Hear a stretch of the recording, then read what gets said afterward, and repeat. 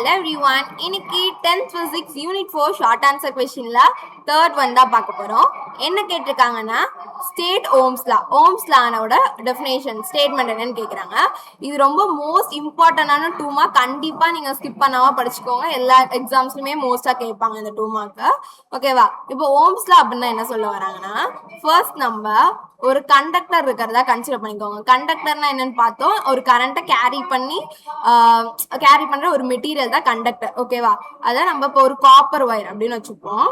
ஓகேவா? அதாவது copper wire தான் ஒரு கண்டக்டர் மாதிரி. இப்போ இந்த கண்டக்டர் வந்து எப்படி இருக்கும்னா அதோட டெம்பரேச்சர் வந்து கான்ஸ்டன்டா இருக்கும்னு சொல்றாங்க. அதாவது அதோட டெம்பரேச்சர் சேஞ்ச் ஆகாம சேமா தான் இருக்கும்னு சொல்றாங்க.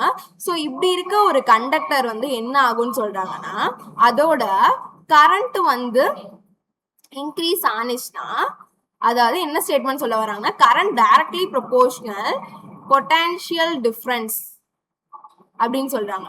அதாவது இங்க இருந்து என்ன சொல்ல வராங்கன்னா இப்ப நம்மள்ட்ட ஒரு ஒயர் இருக்கிறதா தான் சம்திங் ஒரு கண்டக்டர். இப்ப இதுக்கு நடுவுல வந்து பொட்டான்ஷியல் டிஃபரன்ஸ் வந்து இருக்கும்ல. ஏன்னா இப்போ பொட்டான்ஷியல் டிஃபரன்ஸ்னா ஒன்றும் இல்லை, நம்ம அதை வி அப்படின்னு டினோட் பண்ணுவோம், அந்த கரண்ட்டை ஐ அப்படின்னு டினோட் பண்ணுவோம்.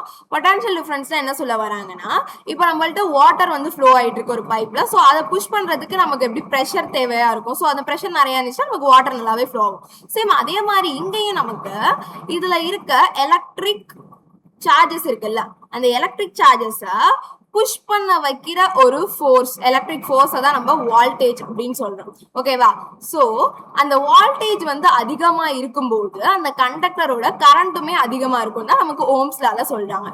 அதை எப்படி நம்ம மேத்தமெட்டிக்கலா ரெப்ரசென்ட் பண்ணலாம்னா ஐ டைரக்ட்லி ப்ரொபோர்ஷனல் வி. ஏன்னா ஐன்றது வந்து என்னது கரண்ட், வின்றது தான் பொட்டான்ஷியல் டிஃபரன்ஸ், நம்ம வால்டேஜ்னு சொல்லலாம், அதை வி அப்படின்னு நோட் பண்றோம். ஓகேவா?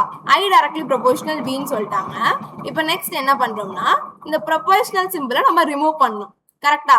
அதுக்கு நம்ம ஒரு கான்ஸ்டன்ட் ஆட் பண்றோம், 1 டிவைடட் பை ஆர் அப்படின்னு ஒரு கான்ஸ்டன்ட் ஆட் பண்ணிட்டு பேலன்ஸ் இருக்க வி நம்ம அப்படியே போட்டோம்.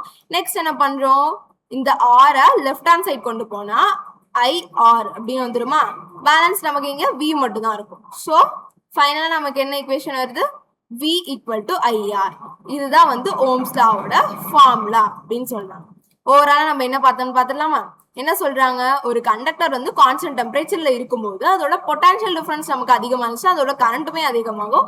அதே மாதிரி பொட்டான்ஷியல் டிஃபரன்ஸ் நமக்கு கம்மியான அதோட கரண்ட்டுமே என்ன ஆகும், நமக்கு டிகிரீஸ் தான் ஆகும். இதுதான் வந்து ஓம்ஸ் லா அப்படின்னு சொல்றாங்க. பொட்டான்ஷியல் டிஃபரன்ஸ்னா என்ன, நம்ம எலக்ட்ரிக் சார்ஜஸ் வந்து நல்லா ஃப்ளோ ஆக ஒரு எலக்ட்ரிக்கல் புஷ் மாதிரி இருக்கிறதா பொட்டான்ஷியல் டிஃபரன்ஸ், அதை வால்டேஜ் அப்படின்னு சொல்லுவோம். ஸோ இதை நம்ம எப்படி மேத்தமெட்டிக்கலா ரெப்ரசென்ட் பண்ணியிருக்கோம், ஐ டைரக்ட்லி ப்ரொபோர்ஷனல் வி. நம்ம இங்க ஏன் டைரக்ட்லி ப்ரொபோர்ஷனல் யூஸ் பண்ணியிருக்கோம், ஏன்னா நமக்கு போத் லெஃப்ட் சைடு உள்ள வேல்யூ இன்க்ரீஸ் ஆனா நமக்கு ரைட் சைடுமே இன்க்ரீஸ் ஆகும். அதே மாதிரி லெஃப்ட்ல உள்ளது டிகிரீஸ் ஆனாலும் நமக்கு ரைட்ல உள்ளது என்ன ஆகும், கம்மியாகும். ஸோ அதனால நம்ம இங்க டைரக்ட்லி ப்ரொபோர்ஷனல் சிம்பிள் யூஸ் பண்ணிருக்கோம். நெக்ஸ்ட் இப்போ நம்ம அந்த ப்ரொபோர்ஷனல் சிம்பிளை ரிமூவ் பண்ணிட்டு ஈக்குவல் டு ஆட் பண்ணோம். கரெக்டா? அதுக்கு நம்ம ஆட் பண்ற கான்செப்ட் தான் என்னது, 1 டிவைடட் பை ஆர். இந்த கான்ஸ்டன்ட்டை நம்ம உள்ள ஆட் பண்றோம். ஆட் பண்ணிட்டு டிவைடர்ல இருக்க ஆரை நம்ம லெஃப்ட் ஹேண்ட் சைட் கொண்டு போனா ஐஆர்னு மல்டிபிள்ல வந்துடும்.